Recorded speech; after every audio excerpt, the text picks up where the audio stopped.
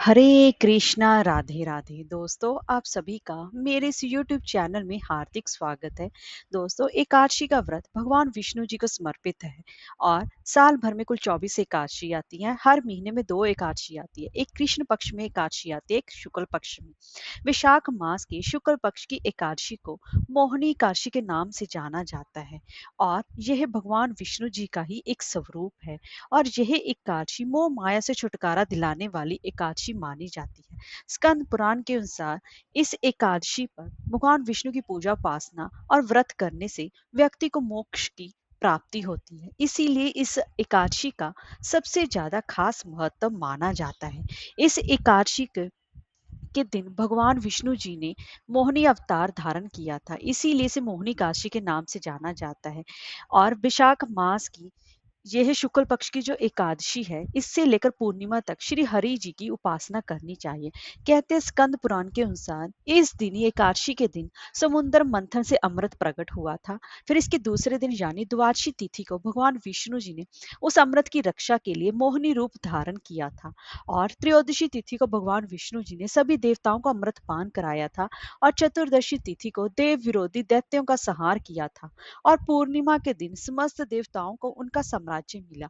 इसीलिए इन 5 दिनों तक भगवान विष्णु जी की विशेष रूप से पूजा उपासना करनी चाहिए। वैशाख का पवित्र महीना चल रहा है, अगर आपने अभी तक कोई भी पूजा पाठ दान पूजा नहीं की है तो इस एकादशी से लेकर पूर्णिमा तक ये आपके लिए सुनहरा मौका है भगवान विष्णु जी की पूजा उपासना करने का, उनकी कृपा दृष्टि पाने का। तो दोस्तों, आज की इस वीडियो में हम जानेंगे कि मोहिनी एकादशी कब पड़ रही है, पूजा का शुभ मुहूर्त क्या रहेगा, और इसी के साथ साथ व्रत पारण का समय क्या रहेगा, और पूजा विधि और इसका महत्व क्या है। तो चलिए वीडियो शुरू करते हैं। दोस्तों, अगर आपको हमारी ये वीडियो अच्छी लगी हो तो लाइक शेयर और सब्सक्राइब करना ना भूलें और कमेंट बॉक्स में हरिओम अवश्य लिखें। तो चलिए वीडियो शुरू करते हैं। विशाख मास के शुक्ल पक्ष की एकादशी तिथि जो कि 18 मई 2024 को सुबह 11:22 पर प्रारंभ होगी और अगले दिन 19 मई 2024 को दोपहर 1:50 पर समाप्त होगी। तो ऐसे में उदय तिथि के हिसाब से ये एकादशी का व्रत 19 मई को रखा जाएगा, जो कि दिन रविवार पड़ रहा है। अब जान लेते हैं कि पूजा का शुभ मुहूर्त क्या रहेगा। पूजा का शुभ मुहूर्त रहेगा सुबह 7:10 से लेकर दोपहर के ही 12:18 तक। आप तब तक आपको 19 मई को ये सभी पूजा उपासना कर लेनी चाहिए। दोस्तों, जो एकादशी ये मोहिनी एकादशी या कोई भी एकादशी है, ये व्रत 3 दिनों तक चलता है, जो कि दशमी तिथि से लेकर द्वादशी तिथि तक चलता है। और इसमें ही नियम 3 दिनों के नियम, मतलब उसको रूलों उस नियमों को फॉलो करना पड़ता है। ये सबसे कठिन व्रतों में से एक व्रत माना जाता है। तो दशमी तिथि से ही सारे नियम कानून लागू हो जाते हैं। दशमी तिथि के दिन ही आपको अपने सारे घर की साफ सफाई कर लेनी चाहिए। आपको दशमी तिथि से ही 3 दिनों तक ब्रह्मचर्य का पालन करना चाहिए। और आपको दशमी तिथि को ही अपने बाल धो लेने चाहिए। आपको दशमी तिथि को ही तुलसी पत्तर आप तोड़कर रख सकते हैं। और दशमी तिथि के ही आपको प्याज, मांस, मदिरा, लहसुन का इसका त्याग कर देना चाहिए।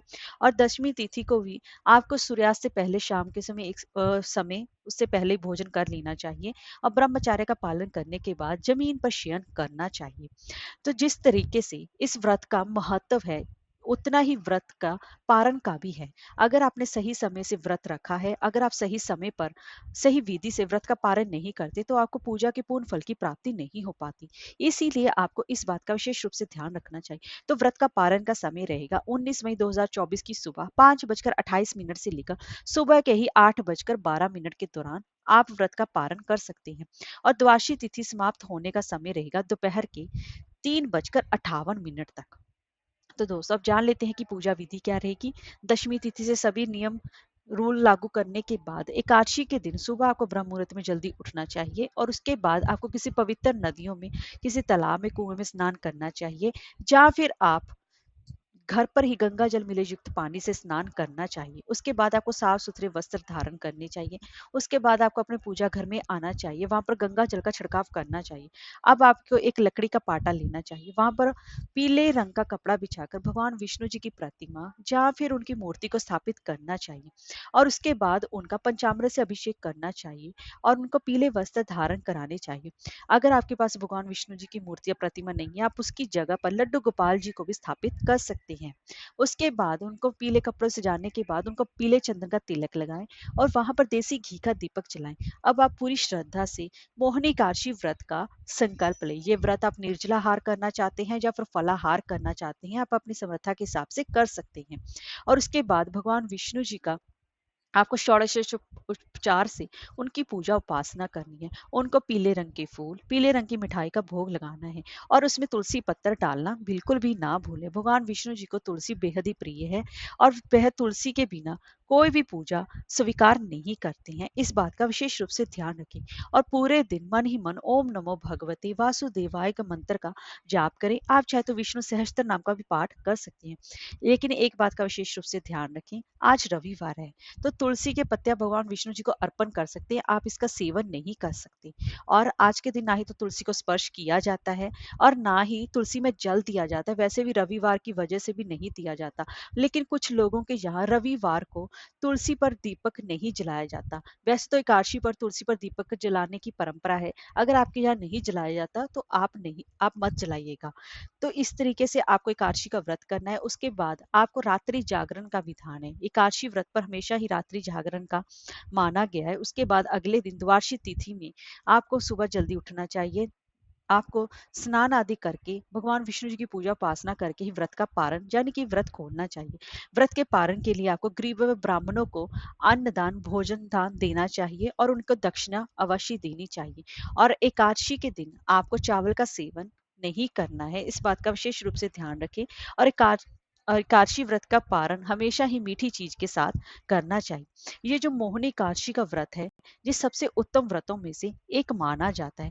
जो भी भक्त मोहिनी एकादशी का व्रत रखता है, वह उस व्रत के प्रभाव से मनुष्य को मृत्यु के बाद मिलने वाली नरक की यातनाओं से छुटकारा मिलता है और उसका भविष्य भी सुखद हो जाता है। इसीलिए इस पुराणों के अनुसार इस व्रत से श्रेष्ठ और संसार में कोई भी व्रत नहीं है। इसीलिए इसका अगर कोई भी महात्म पढ़ता है अथवा सुनता है तो उसे 1000 गोदान के फल की प्राप्ति भी होती है। और इस एकादशी के व्रत से जीवन में सुख समृद्धि भी बढ़ती है और शांति की भी प्राप्ति होती है। और यह व्रत मोहिनी एकादशी मोह माया के बंधन से मुक्त होने के लिए सबसे उत्तम माना जाता है। इसीलिए सभी को एकादशी का यह व्रत रखना चाहिए। हरे कृष्णा, राधे राधे।